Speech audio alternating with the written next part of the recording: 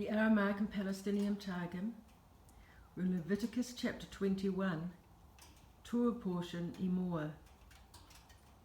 And the Lord spake with Moshe, saying, Speak unto the priests, the men of the children of Aaron, that they keep themselves apart from defilement, and thus shalt thou say unto them, For a man who is dead, the priest, shall not defile himself among his people, but for a woman who is of kin to his flesh, for his daughter, and for his father, and for his son, and for his daughter, and for his brother, and for his sister, a virgin who is nigh to him, and who hath neither been betrothed, nor married to a husband. For her he may defile himself.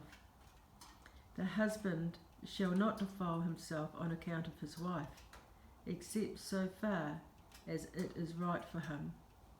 But for a relative of those who do the work of his people he may defile himself. They shall not mark themselves between their eyes, nor set a mark upon their heads, nor cut away the corners of their beards, nor make any incision in their flesh. But they shall be holy before their God, and shall not profane the name of their God. Jerusalem. They shall not profane for the oblations of their God they do offer, and they must be holy in their bodies. And they shall not take to wife a woman who hath gone astray by fornication. Jerusalem. A woman, a fornicatress or profane, or who was born illegitimate, or a woman who hath been put away, whether from her husband or the husband's brother, may they take. For he is to be holy before his God. Thou shalt sanctify him unto the priesthood, for the oblation itself of thy God he is to offer, and he shall be holy to thee. And thou shalt not make him profane. I, the Lord who sanctify you, am holy. And if the betrothed daughter of a man of the priesthood profane herself, by going astray in fornication, if while she is yet in her father's house, she is guilty of fornication, and she shall be burned with fire. And the high priest who hath been anointed upon his brethren, and upon whose head the anointing oil was poured, and who offered his oblation to be arrayed in the holy robes, shall not make his head bare, nor either rend, nor tear his garment in the hour of grief. Nor unto any person who is dead shall he go in, nor for his father or his mother make himself unclean. And he shall not go forth from the sanctuary or profane the sanctuary of his God. For the anointing oil of his God is upon him, and I am the Lord. And he shall take a wife who is in her virginity, but a widow, or a divorced person, or one who was born of depraved parents, or who hath gone astray by fornication, such as these he shall not take. But a virgin proper shall he take to wife from the daughters of his people.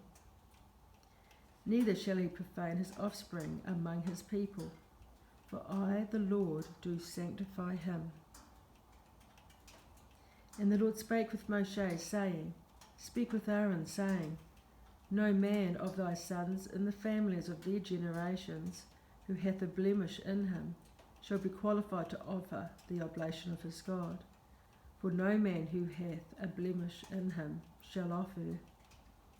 A man who is blind or lame or stricken in his nostrils, or mutated in his thigh, or a man who hath a broken foot or a broken hand, or whose eyelids droop, so as to cover his eyes, who hath no hair on his eyelids, or who has a suffocation of whiteness with darkness in his eyes, or who hath the dry scurvy, or who is full of the blotches of Egypt, or whose testicles are swollen or shrunk.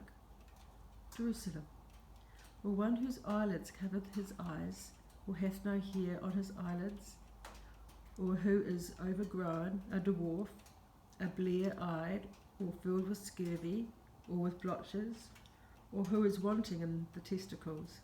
No man, a prince of the race of Aaron the priest, who hath in him any blemish, shall be qualified to offer the oblation of the Lord. He hath a blemish, and it is not meet for him to offer the oblation of his God. Nevertheless, he may support himself in the residue of the oblations of his God, which remaineth in the most holy, and of the holy offerings. Only he must not enter within the veil, nor approach the altar, for a blemish is in him. And he shall not profane my sanctuary, for I the Lord do sanctify them.